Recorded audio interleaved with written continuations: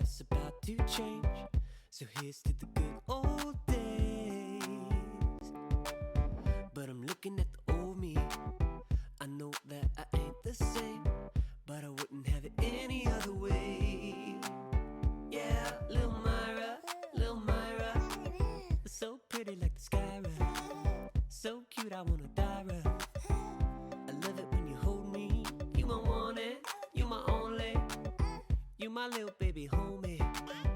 And I love it that you know me so much better than the old me. Maybe it's cliche to say you're all I need. Ain't no other words for what you mean to me. Don't forget your mama, she's the queen. But you're my Princess Myra, and I'm a lucky guy,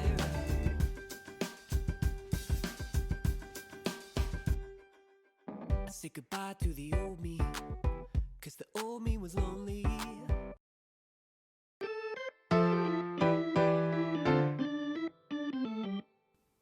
Common Purpose is a live stream podcast featuring Tim Kelly, a Chattanooga-based businessman and mayoral candidate who loves this city and has made his life here.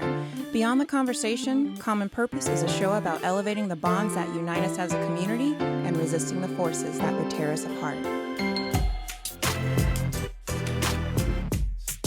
Shocking. Welcome, everybody, to Common Purpose, a podcast about elevating the bonds that unite us in Chattanooga, Tennessee. Welcome to I'm going to ramble on here a little bit, but I'm going to jump right into my introduction. We're honored today to have Dr. Edna Varner with us. Dr. Varner is a senior advisor at the Public Education Foundation and a member of the Chattanooga Women's Leadership Institute. I think I don't know if you've got a formal role there, if you're on the board or what, but maybe you can. Actually, I just rotated off the board there. I'm on the board of the Women's Fund. Okay, very good. Well, we're here today. And some of you, if you were with us last week, education is near and dear to my heart, and people that are around me know that I think it's in the 30 years of nonprofit work in Chattanooga, it's like a process of swimming upstream, and you're dealing with so many downstream problems, and if there's one problem that's upstream of all the other problems that if we could solve that would cause, have the most downstream benefit, it is, of course, I believe, education, and specifically educational. And so you run into educational equity issues, which, of course, are related to concentration of poverty and how that, all the problems we could solve if we could just solve that. And as somebody who's spent their life on this issue, I thought you'd be the perfect person to come in and just talk in a big giant circle. Well, I'm honored. Well, I mean, I'm honored. We're honored that you were here because I honestly, there's just, for those of you that aren't aware, obviously in Chattanooga, like many other cities, not all students have the same access to the same educational opportunities. And I think it's one of those problems that's not obvious to people until they peel it back and really look at it. And some of that is because they're just dealing with their own issues, and some of it's because maybe they don't want to know. But the gap can be little from school to school, but it's often a huge gap. And in Chattanooga, which is largely still a segregated city, let's face it, it's still a huge problem, and it's one that I think we've got to address if we're gonna move forward, right? It's not a coincidence that the Chattanooga 2.0 is housed at the Chamber of Commerce, so it's not just a moral issue and a cultural issue and a social issue. It's an economic issue. Right. And trying to get that. Well, here I'm preaching. Sorry, I'm let you talk. So I'm just going to throw some questions out and we'll just talk. Okay, that works for me.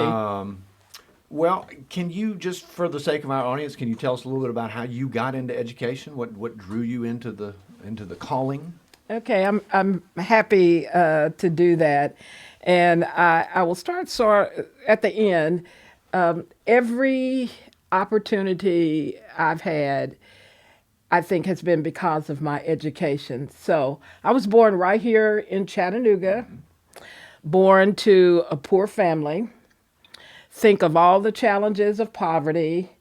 I had that, but I had something that minimized the negative impact of poverty. I had two parents who strongly believed in education.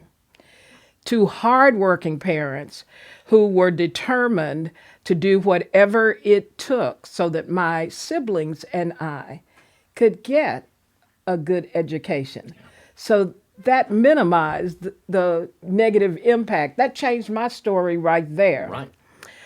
When I was in school, I hit the teacher jackpot every single year.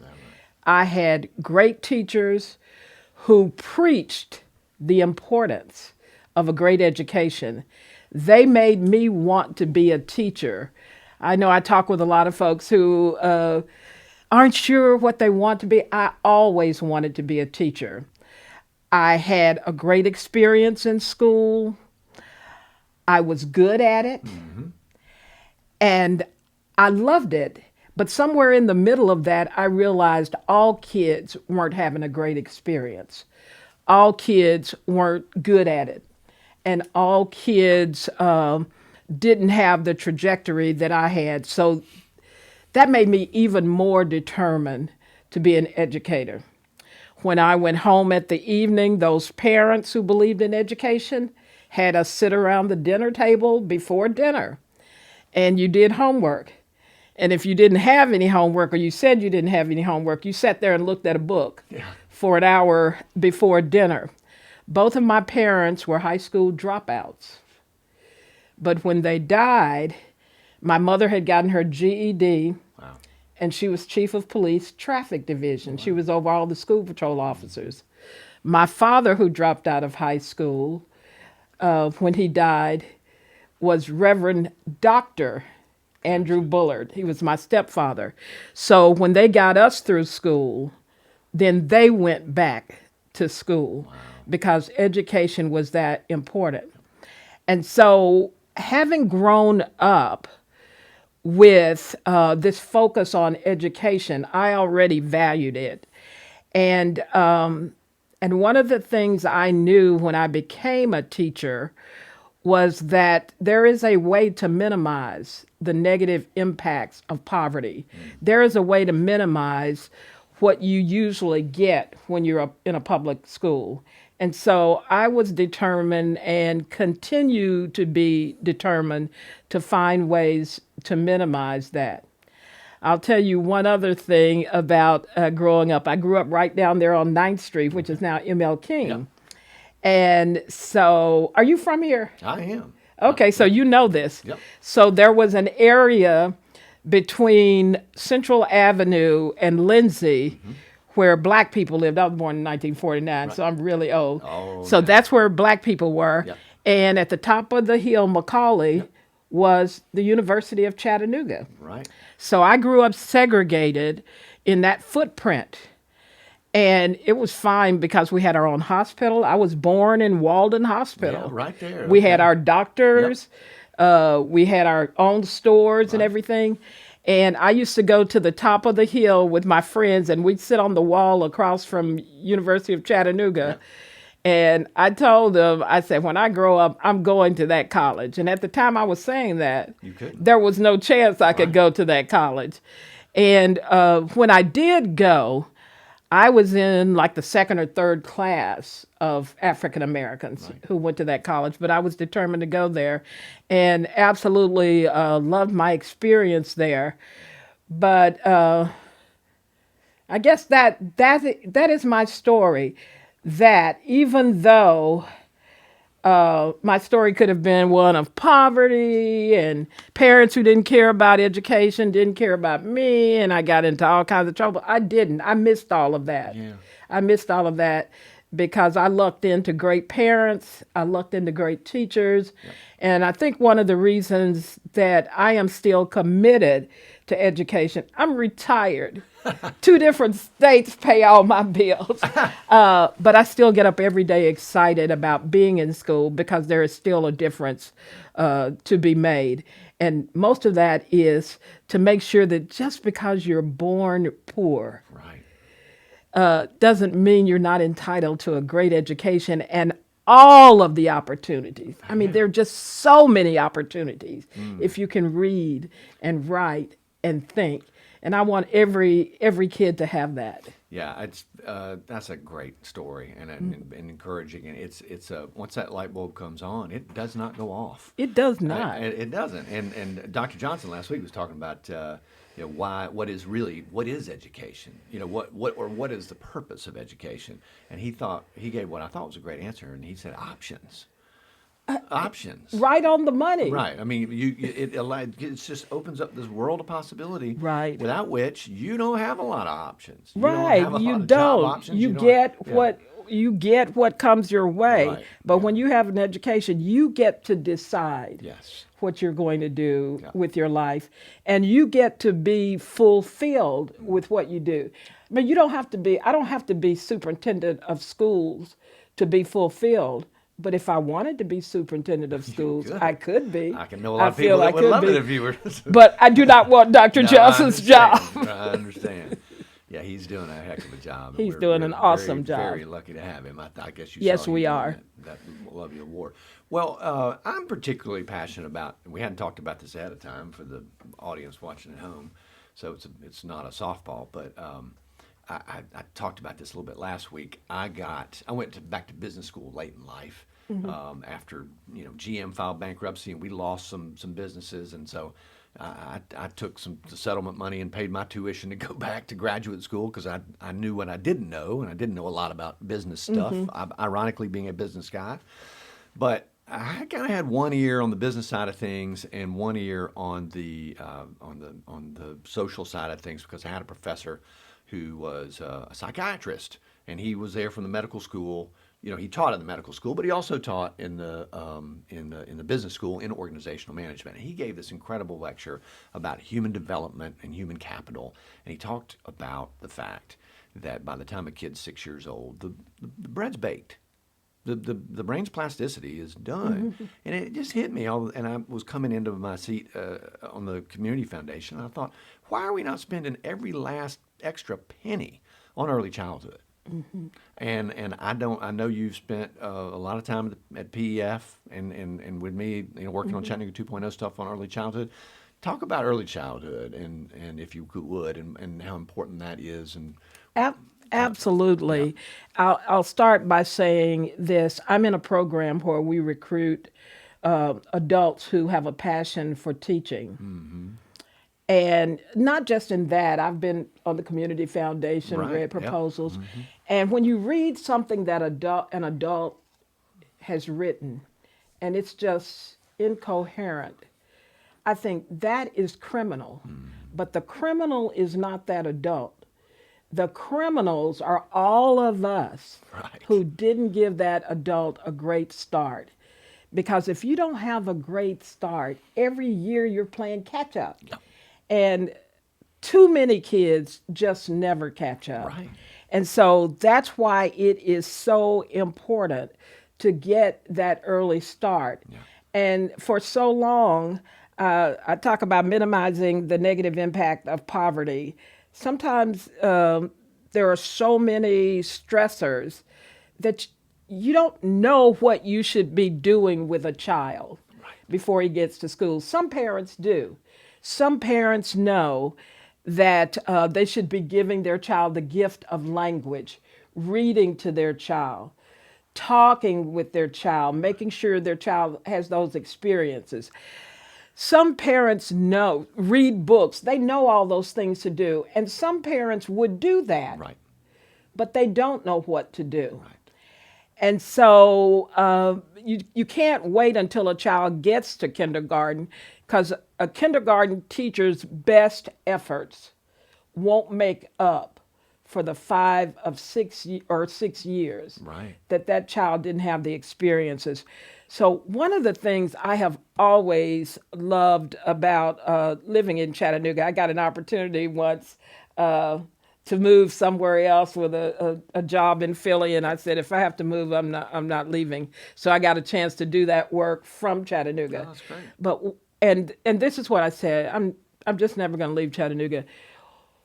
We are the kind of city that when we know more, it's what Maya Angelou said, when you know better, you do better. Exactly. And so I've just seen so many folks coming together thinking we can do better to make sure every child has a great start.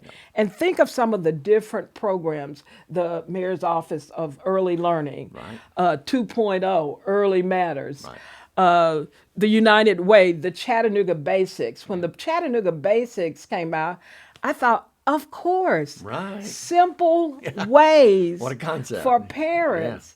You're in the grocery store. What color is this? Right. How many do I have in my hand? Right. Just so many things parents can do. Because when I was teacher, often parents would say, I don't know how to help my child with his homework.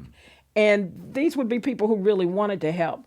But there are so many programs now focused on that. I remember Donna McConaughey made a kindergarten guide. These are all of the things that you need to do. And I was a part of this. Chattanooga Housing Authority partnered with some other organizations. And so we had a summer Olympics, and the events were all of the things kids had to know before going to kindergarten so they could win Olympic medals. That's awesome. And they had to go through all of the events, and we had photos of the kids with all of their medals because they could name their colors. Yeah. They could count. I think they had to count to 30. So, and I mean, it was just so much fun. And their parents were there with them, cheering them on and doing a little cheating, whispering the numbers. That's okay. Just the way parents do for Little League. Exactly. Right. And so that is so... It's just such a wonderful, wonderful way for us to come together as a community to make sure every child gets that great start. Because once you get that great start, once you come to school loving to read, once you come to school with those basics, another thing is reading is so key. I don't know how it happened, but before I got to school, I was already reading because I remember hearing the teacher say words and I would think, oh, that's how you say that. I was just calling it something close. But I always had a love of reading, and it just destroys me when kids don't love to read. Right. And I don't think it does a lot of good to make them do reading exercises if they're not going to develop that love of reading. Right. So I think you have to, when you're teaching, if you love to read, you'll learn to read faster. Right. Because you want to read. It's a tool. Right. It's a crowbar to open up this world of Absolutely. knowledge. And if you don't, again, it's not even a symmetrical problem, I think, because once you get behind and a child comes into kindergarten and then suddenly he's sitting in the back room like, I don't know, and then he feels, or she, doesn't know, and then they learn to hate reading. And they get they're frustrated. embarrassed Right. when they read. Yeah. Well, Read 20, I remember 100 years ago, Grant Law brought a book to us, and he said, it's about encouraging adults to read 20 minutes a day, whether it's a parent or somebody else, to read 20 minutes a day. And then we have the Imagination Library. And I don't know how many people know this, but the United Way, I know, has counselors. So when the baby is born, they're in the hospitals, in the maternity ward, signing kids up so that they can get a book every day. It's part of Dolly Parton's initiative, right. but it's our local version. And they get a book I think they get it every month. I think that's right. I think they get it every month. Well, that program is in a little know. danger, Yeah. but we're going to have to work on that. Right. Because one of the other things I think we do a great job of in Chattanooga, we do a great job of getting things started, and then we struggle to sustain them. Yeah. And it's struggling to sustain them financially, but it's also struggling to sustain the momentum. And so we get the great ideas and we get things started.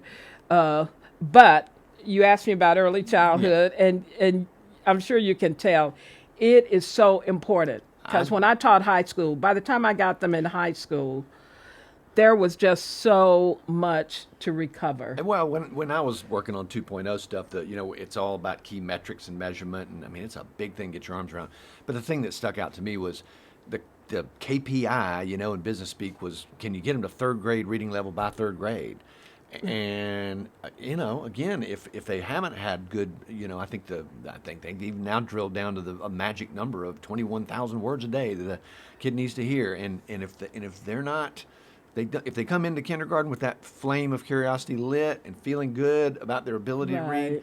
then it's off to the races. Right. But if not, then there's almost no amount of effort. Well, there is, but it's Right. much more expensive and difficult to do interventions to catch them up. So it just seems to me Right. like we ought to be emptying out the sofa cushions for early childhood. Right. Yeah. Well, I can tell you because I'm still in schools. One of the things I'm seeing a lot of, and I love it, is kids on the carpet just reading a book Yep. that they chose, and time is carved out because it used to be there's no time to just read for pleasure. No. You've just got to do your work, do your work, do your work. And so I have a lovely picture of a little girl. All you can see are her legs because she's back against a little wall on the carpet reading a book. But it is just so important. I used to teach middle school, and by the time kids got to middle school and couldn't read, they were so embarrassed. They'd rather get into trouble than to be called on to read. And I tell you what I did. Every day I read to them. And they were so excited about what was in books. Yep. And then they understood why the other kids were always reading books.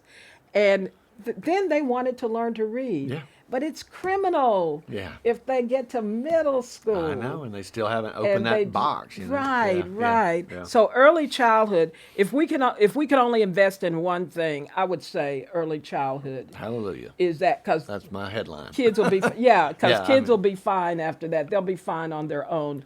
It is so important. I couldn't agree more. Well, not to get too heavy, but I think we entitled this educational equity for kids who aren't lucky enough to have parents like yours and like mine who saw the value in education. I guess that really amounts to it's not really a racial thing. It has more to do with income. If you've got a one-parent family or both parents are working, back in those days, of course, both parents generally didn't work, for better or for worse. So talk about educational equity a little bit and what that means. I can give you some examples of how I define it for people that think it's some kind of political conspiracy. It's not. It's personally offensive to me. It's not. It's about equality of opportunity for me. Right. But maybe talk a little bit about that and your experience with PEF and Right. and what that it's a heavy lift, right? We've been at this now for decades. Right. I keep thinking myself, what is so hard about equity? Yeah. Because the things that we need to do, we do them. We just don't do them for all kids. Right. And I don't think we fail to do them because we don't care about kids. I get frustrated in schools, but I'm not frustrated because people don't care about kids. They all care about kids. But I'll tell you something that I experienced. Lots of people are doing equity training right now. And I was in one, and we were asked in advance to view a video by Helen Turnbull, and it was on diversity, equity, inclusion. And she talked about blind spots. Now, I'm terrified in the car about blind spots. Okay, yeah. In fact, my next car is going to have those fancy little lights. Oh, they're all so yeah, that I can yeah. see that a car is in my blind spot because I don't want to hit anybody. Right. But I just can't see it. And she said we all have blind spots. And we have blind spots when it comes to equity. Right. We're not bad people, but we just can't see what things need to change. So I've just been having some conversations with people, and we've been talking about blind spots. And I know the board is talking about equity. You funnel extra money into a high need school, and then it's still underperforming. And you put extra teachers in there, and it's still underperforming. And then I think, okay, we're missing something. And so one of the things I think we're missing is this, and it goes back to what I had that made the difference for me. Public school is public school Right. with all of its challenges. Right. But we have gotten good at determining how to minimize the negative impacts. And so we have some schools that are doing better because we've minimized them. Mm-hmm. For example, for 7 years, I taught in a magnet school. And after having taught in a low performing school, and then I went back by choice to a low performing school. And one of the reasons I was happy about that is I thought, now I know what the other people get. Here's one example. In a low performing school, because of poverty, sometimes you have parents who are constantly moving. Maybe they can get a good deal on the rent. Maybe they've been evicted. They're moving. So the kids are moving. Right. So you got kids constantly coming and going. In my high performing school, kids weren't coming and going. Yeah. Their parents weren't moving every month. Right. So we got a head start. In September, we knew who our kids were. We could start in September. Great point. When I went back to an underperforming school, the kids were constantly coming and going. We were constantly changing the schedule. And so we started out behind. Yeah. So if the race starts and you start behind, You're going to finish behind. right, you have to be really good Right. to win the race. So I think what is becoming a little frustrating to me is that we are not having more conversations to figure out what the blind spots are. Yes. Because as willing and as determined as we are to serve all kids well, and I really believe that, Yeah. we have awesome leadership. We have awesome leadership in the school system. We have awesome leadership, mayor, county mayor, city mayor, and people, philanthropy like you wouldn't Yeah. believe. Chattanooga's so lucky that way. So why aren't we doing better by our public schools? And I think we've got to have the conversations about the blind spots. There is a podcast, a New York Times podcast series called Nice White Parents. I'm going to write that down. I'll send it to you. And so what happened in this podcast in New York City, in Brooklyn, I think, a group of parents, they were going to build a school in the black neighborhood. And the white parents said, if they build it in the black neighborhood, only black kids will go. We want you to build the school closer to our neighborhood so it will be an integrated school. And so they worked really, really hard and were successful. And the school was built closer to the white neighborhood, still convenient for all the black kids. And when the school opened, not one white parent sent their kids. Oh, my God. After working that hard. Yeah. And a parent was interviewed, and she said, I really believe in integration. I really do. I believe that opening an integrated school is the right thing. I just can't sacrifice my children to it. Yeah. And then I thought, well, but some other kids are, what is it the sacrifice? Right. Right. And- It's And why can't we change that so that no kids are being sacrificed to it? Well, eventually some brave parents white parents Yep. decided to enroll. I think it's a 5-podcast series, and then they ran into some pushback. I'll send it to you. I'm definitely, I'll because it I'll gets send to you the the link. heart of the problem, right? Which Right. is every parent wants what's best for their kids. And you're never going to abridge that. But at the Right. same time, how much of what they think is best for their kids is part of a blind spot that may just be, Right. frankly, I mean, maybe it's just an unexamined racial prejudice or some other unexamined totally fear, unintended, but the yeah. effect's the same. The Right. effect is the same. That's the problem. Yeah, I try to illustrate equity. I mean, the words become so freighted and politicized, which is unfortunate and it's silly in my Well, you know, experience, I grew up in separate but equal. Yeah. And the whole time I saw those white and colored signs, I thought the facilities were equal. Yeah. And then when they finally took the signs down, I went over to the white side just because I could. Yeah. It was not equal. No. But you know what? I thought if the white people had come to our side, they would have been enraged. Right. So it's not, there are no villains. No, no. There are some, but but yeah, I haven't run across a lot of them here. Yeah, They're good people Right.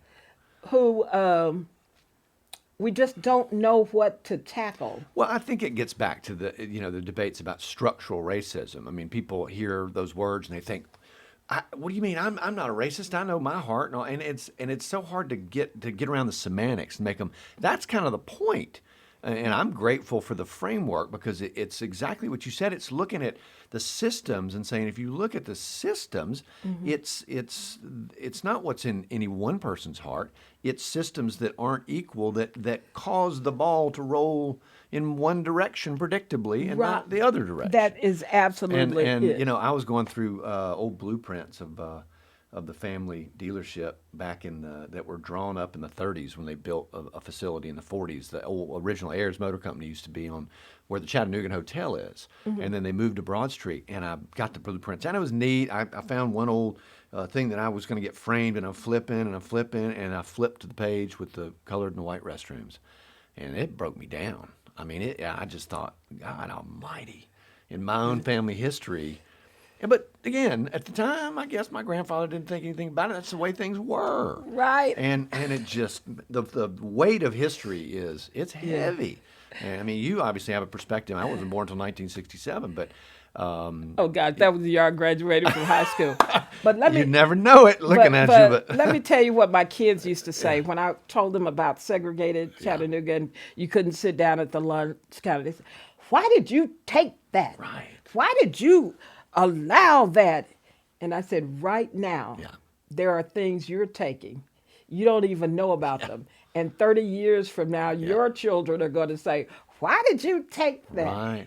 It was what it was. What it was. Yeah. I didn't grow up thinking I'm taking anything. It's just the world we live in. Yeah. But they are just so shocked. Well, and moral outrage only gets you so far. Yeah. Right? I mean, you're better off taking that energy and taking a step back, taking a deep breath, looking at those systems and those structures and saying, let's just fix that. So the ball doesn't roll in one direction or the other. And that's where the energy and the focus, and the moral outrage has its place, but a lot of times it's just kind of a warm blanket that makes everybody feel better. But it takes both. I mean, both perspectives.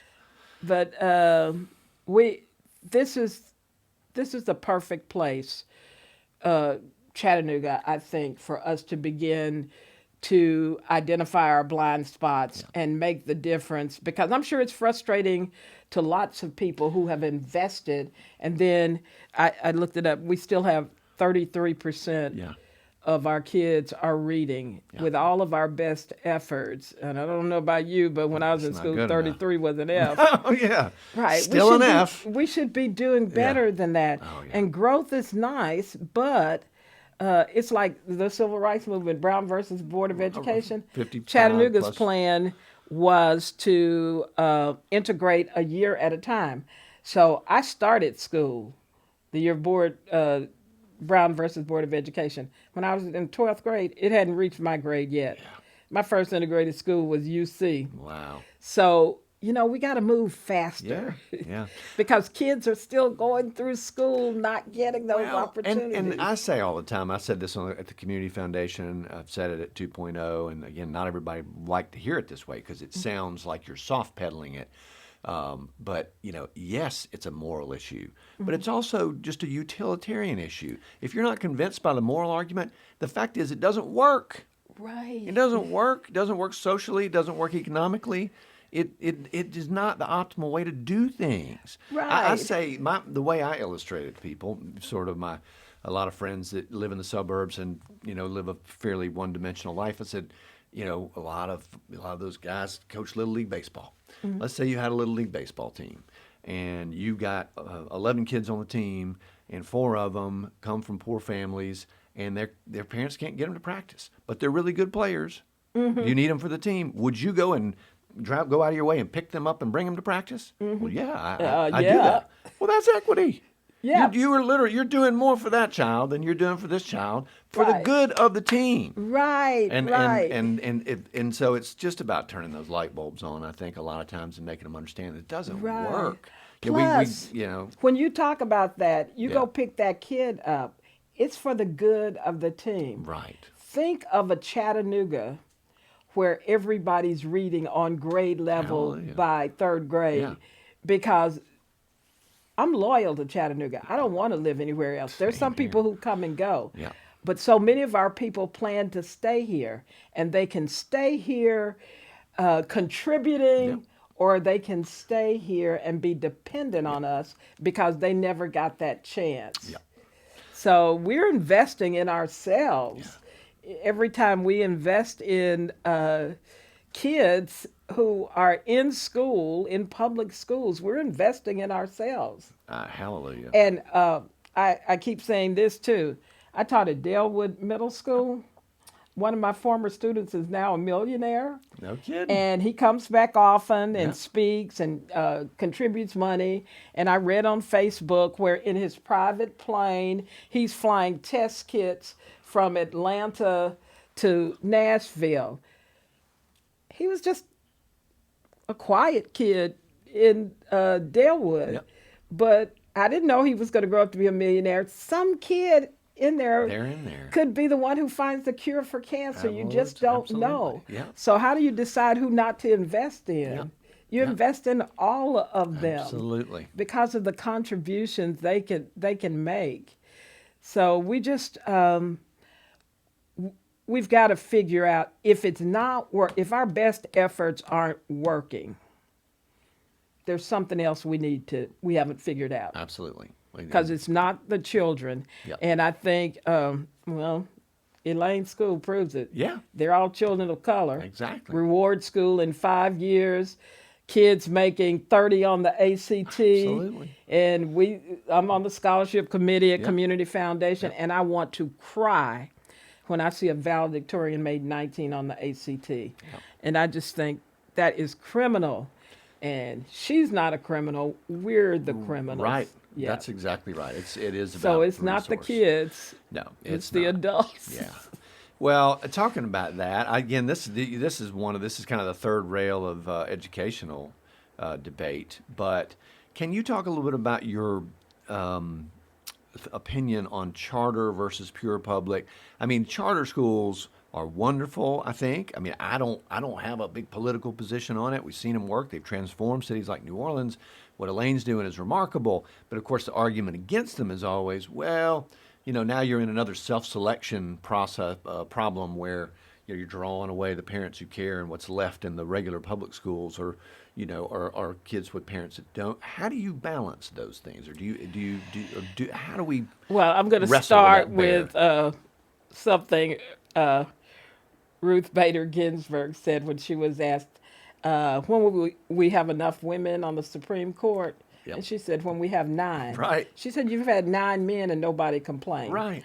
So we've had magnet schools, and I don't think anybody complains. Right.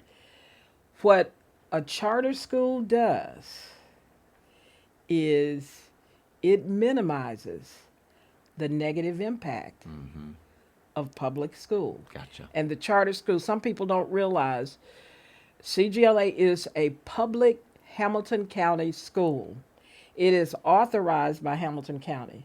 Hamilton County can shut it down if it's failing. Right. And we have other schools that have been failing for years.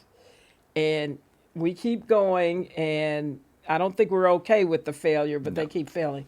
But the thing is, when I talk about the blind spots, when I was in a magnet school, those little things that made a difference, like kids not coming and going, that's what a charter school does. You don't have kids coming and going. You don't have faculty members constantly coming and going. There is no day when you're going to look up and there's a kid at your door who is a new kid. You know nothing about Right. him, and you already have a room full of kids who are struggling. And so you're to invite him in and meet his needs. Now, the question is, okay, well, somebody's got to work with kids who are coming and going Right. and struggling. You can do that within a school. You, I was in working for a while in Bridgeport, Connecticut, where they had transition schools. So if you just immigrated, you'd go to the transitional school for the rest of that year. And then you would go to your zone school. And what they would do in that school is get you ready. And the school was so good that when at the end of the year, when kids were supposed to go to their zone school, their parents wanted them to stay in the transition school. No kidding. But within schools, and Leandra Ware is trying to do it now Right. within I Howard. was just about to mention Because Howard. I go to classes and I'll see a kid sitting there, he's behaving and smiling, but not doing any work. And I said, why isn't he doing any work? Doesn't speak a word of English. Right. I was just going to say, talk about transition problems. They set up Right. a whole classroom of kids that just Right. showed up. Well, that didn't happen in my magnet school. I never had any Right. kid who showed up. Now, that was a while back, but they're not even going to apply. Right. Because their assumption is that these are good schools and they can't go there if they can't speak English. So they go to their zone school, but they should not negatively impact every class. Right. Because you're not going to meet their needs. If I already got 25 that I'm trying to meet their needs, I'm not going to meet their needs. But what if I volunteered to start the transition class with 10? Right. And what I'm going to do, and we actually did this at Howard back in the 90s. What we would do when we just got a kid just out of juvenile detention, we didn't have many kids who spoke separate languages, but we had a 10-day transition, and the teachers gave up part of their planning period to go down and acclimate that kid. You got to come to school. You got to demonstrate you do your work. So after 10 days, when you come to my class, I know you. Right. I know you. You and I have built a relationship. I know what you need. And I gave up 30 minutes of my 90-minute planning period so that I could spend that time getting to know you. And those kids had a much better success rate than the kid who showed up. And I'm like, okay, just sit over there for a while. I'll get to you soon. Right. And so there are things we can do in public schools to minimize the negative impacts of poverty. And like I said, there are no villains. It's nobody's fault. Poverty is what poverty is. But every kid should not have to suffer just because you're in a public school. Absolutely. I mean, not. you can take some classes and really move them. Right. And then really meet the needs of kids who, because of circumstances beyond their control, need something different. Even that kid who has been so beaten up by life that his behavior is the problem. See, I'd take those in a heartbeat. Yeah. Because those are the ones I know. I know I can turn that kid around. Yeah. I know it like a surgeon knows that he can save the patient on the table because I'm willing to give what it takes. And there are plenty of teachers like that who are willing to take those kids who can't say a sentence without cussing. Right. But instead of letting our strong professionals take those kids and turn them around, everybody gets to sit in class and see that kid acting out because he's been beaten up by life and he doesn't know how to get his needs met. Right. So we all get to not do our work today while a teacher is dealing with him. Yeah. That's what public schools can be like if you don't minimize the negative impact of being poor, maybe being neglected. Yep. And it's not all kids. In fact, when I'm in a classroom that's called out of control, and you would see it too, if you've been in there a little while, the whole class is not out of control. It's one or two kids. Right. And those kids have needs that have not been met. Exactly right. And they're screaming like a baby. I tell my new teachers, a baby screams, he doesn't have language. No. And so you have to check him. And then you realize there's a pen sticking in him. Yeah. But he can't tell you. Right. And there are older kids who are like that. There's a pen sticking in them. Yeah. And they don't have the language to tell you. Yeah. And so they're just acting out. Right. And so what do? we punish them. Right. Yeah. And then after their punishment, they come back and they still don't know how to express their needs. Right. And so they're there a day until we punish them again. Yeah, I think one of the best things that's happened to American culture, and there are some things that aren't so great in the last 20 years, but it's just the general idea of emotional health. Right. And I think that's starting to seep into education a little bit, and people are beginning to understand that, right? It's not all just thou shalt. Right. It's beginning to understand that there's emotional health and there's intellectual health and there's physical health, and we've got to care for the emotional needs of those kids. ACEs, everybody's familiar with that. Right. And even the those police are- department's that's doing real. Yeah, it's very real. It is Yeah. extraordinarily real, and it's the source of Right. all of this. And in the last budget, there's a lot of hue and cry about you've got people in these schools for emotional support. Just learn your ABCs. It just doesn't work that No, way, it particularly in communities with And so with those a lot of needs go poverty. unmet year That's after right. year. Yep. And a child, by the time you get to his record, he's been suspended Yep. longer than you've been alive. I mean, And he's going to probably wind up in jail. he's going to wind up in jail. He may as well go straight to jail Right. now because we don't stop Yep, to turn that around. exactly. And everybody can't do it. We have special. In order for me to teach English, I have to have a degree in English. Mm-hmm. And so, if I have children who are experiencing childhood trauma and I have no training, why am I doing that? I'm 100%. That's We have people who can, with training, can turn that around. And every kid deserves that chance. Every time I see a person on the street who's homeless and, just living horrible circumstances based on what I see, I think we could have prevented that. Sure. We could have prevented that. And it gets back It's to our that source crime, not issue. that It is person. our crime. Yeah. And again, and those are, there's the human tragedy of that person, and then there's the expense of all the social services needed to try to remediate. And that's where I get back to education being the mother of all of our problems. You are If we right. can get it right, You are it solves right. so many problems. It solves problems for the child. It solves problems for the rest of us. Right, Yeah, right, yeah. right. And everybody, I know everybody deserves to be a contributing member of the community. I think everybody wants to. I actually learned that from a brother. He was the one always getting into trouble Yeah. and was living from couch to couch. So I had a duplex and I put him up in my duplex. He lived in half of it and people on the other half. And I was giving him money and I said, "What are you doing with the money?" He's giving it to the person next door to help her with her bills. He's poor. Wow.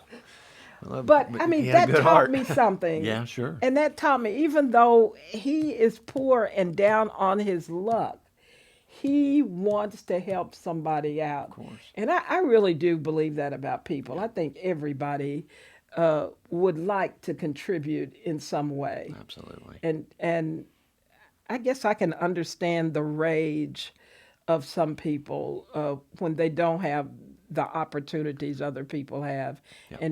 And it's often not their fault. It's our fault. Right.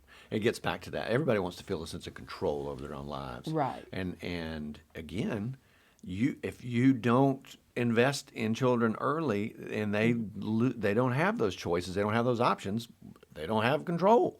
Right. They're what's the old saying? You can be the windshield or you can be the bug. Mm-hmm. I don't And I want to always think about thought that dramatically, but Yeah, school was that chance, like whatever, you don't choose what families you're born to, and sometimes you get lucky and sometimes you're less lucky. But when you get to school, you have programs, you have band, Right. you have you have 5 teachers and you have a chance there. And when I'm sure people still do it, but when I was a young teacher, if you saw a kid coming to school every day with grimy clothes, teachers just bought clothes for Right. them so that the kids wouldn't have to be embarrassed. Or you paid for kids' field trips. I'm sure teachers Yeah. still do things like that. But it's that, I think school is that extra chance to get adults in your life who can help you. And I don't ever beat up on the parents because we don't know their stories. And sometimes I'm in school and I hear people talk about parents, and I'm quick to say, you don't know their parents. You don't know their story. Just because you saw a movie about Right. kids of color, Hispanic kids or black kids, doesn't mean you know their story, because some of those folks struggled their whole lives. And my mother was never PTA president, and I always thought, "Ooh, I wish my mother was PTA president," because my mother was working at night. Yeah. She could, but it wasn't because she didn't care. Right. So you don't know people's story, but when you are in school, you have all those adults and all those opportunities. You can be in the band, you can be in the choir. A lot of it is discovering your talents too. Right. Because I think that's why affluent parents make their kids do things, because they're trying to help them discover their talents. Right. And so that's what public school does. You get a chance to discover your talents, Yeah. discover what you're passionate about, and then you get to pursue that your whole life. And so that's why our young teachers, they say, well, I'm not sure what to do with kids. And what we say is give them the gift of you. Whatever you love, share that with them. If you love hiking, take them on hiking trips around the school. If you love the guitar, teach them how to play the guitar. Just give them those gifts, and they'll decide which ones they want to continue. It's about. I was telling Elaine and Brian last week in my journeys around the state doing Leadership Tennessee. I don't know if you ever did that program. You should if you can. It's great. I've never been in it, but I know it's about a it. neat program because you get to see every city in Tennessee, and see best practices and how they're alike and different. And Chattanooga's pretty extraordinary and some other, but that's a different podcast. But it hit me. We toured a bunch of schools that it comes down to engagement.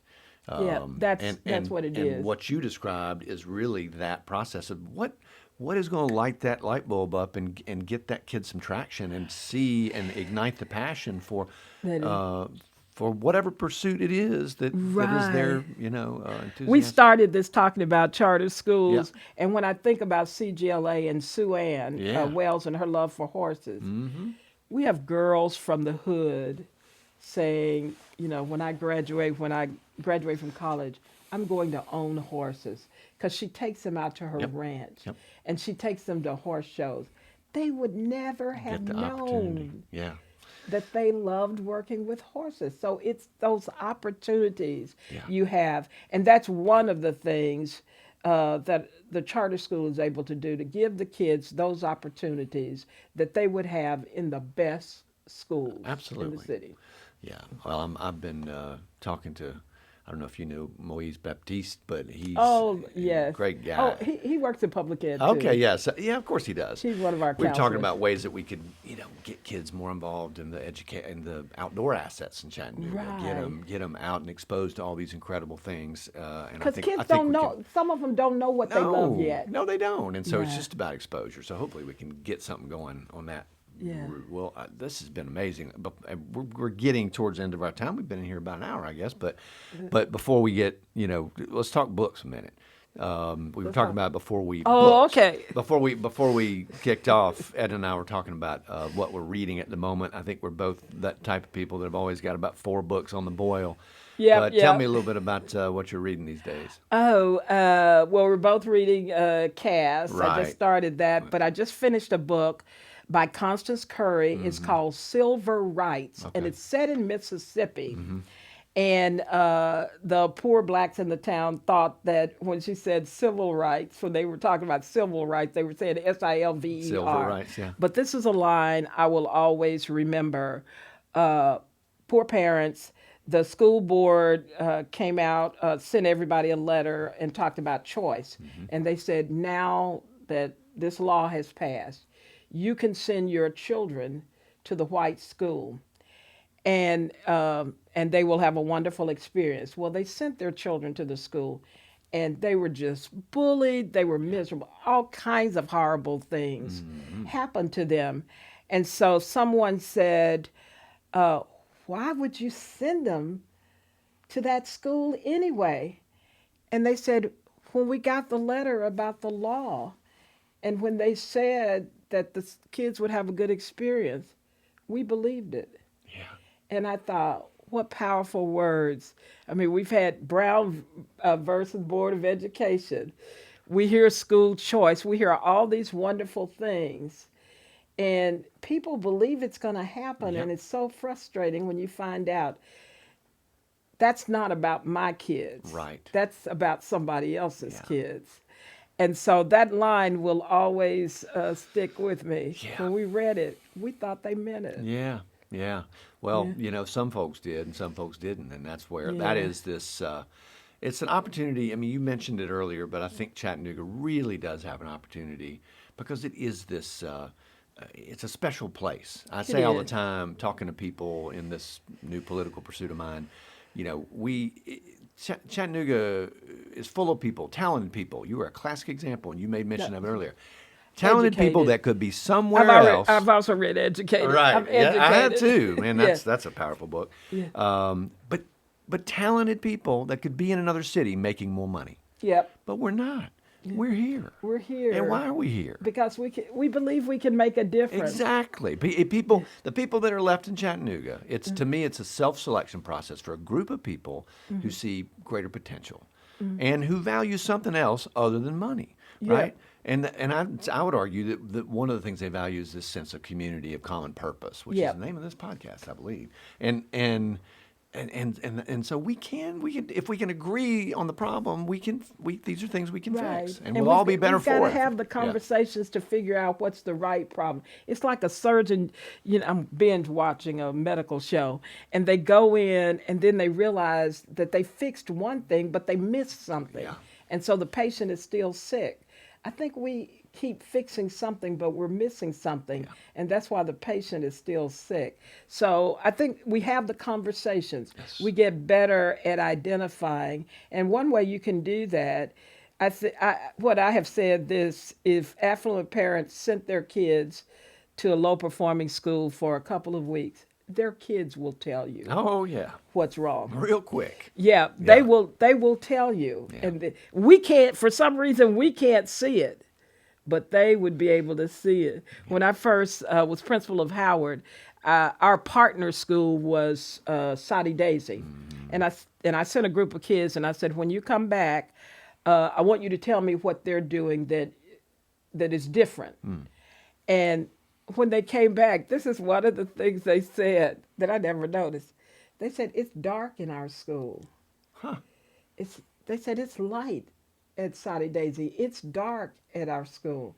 And what was so funny about it is nearly every teacher had a rule about what was going to happen to you when you fell asleep. And I thought, they're falling asleep because it's dark. It's dark, yeah. So one of the Benwood trustees gave us his whole $100,000 discretionary funds.